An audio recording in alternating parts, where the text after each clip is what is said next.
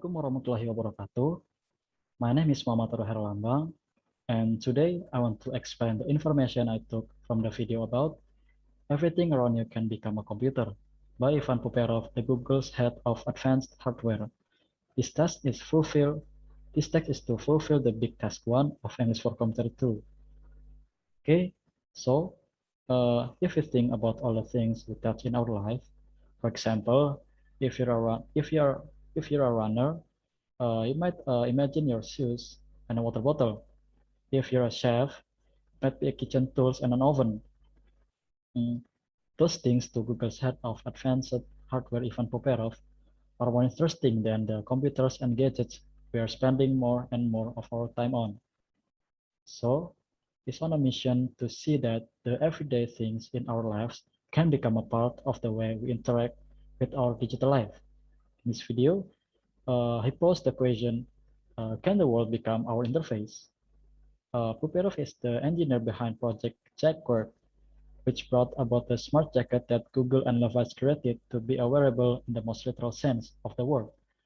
It looks like a standard jean jacket, but contains sensors in the sleeve that allow the wearer to control their phones and their other devices. Like in this video, Poupyrev was using it, for instance, to advance the slide in his presentation. His team is now at work in creating more and more smart things. He showed how a running shoe embedded with Google sensors could collect data for a user about their stride and strength of impact, or how a sensor-enabled chair could control music in a house. Poupyrev's idea is to embed sensor technology into the materials that manufacturers like furniture makers, clothing designers, and industrial designers are already using, so they can continue to do what they do while ushering in a new wave of interfaces. The challenge with this new model of computing, Poupyrev says in this video, is that we have to avoid fragmentation. If all the devices we interact with could behave as computers, he had to figure out a way to ensure they all work together to create a service ecosystem, not a collection of sensor-enabled objects that each require a heavy lift to learn how to operate.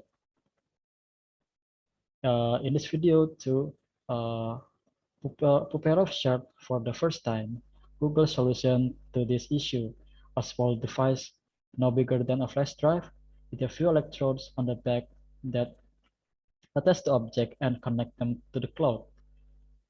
So when we plug the device into different things, the device will recognize where we plug in and reconfigure itself to enable specific functionality for those specific things.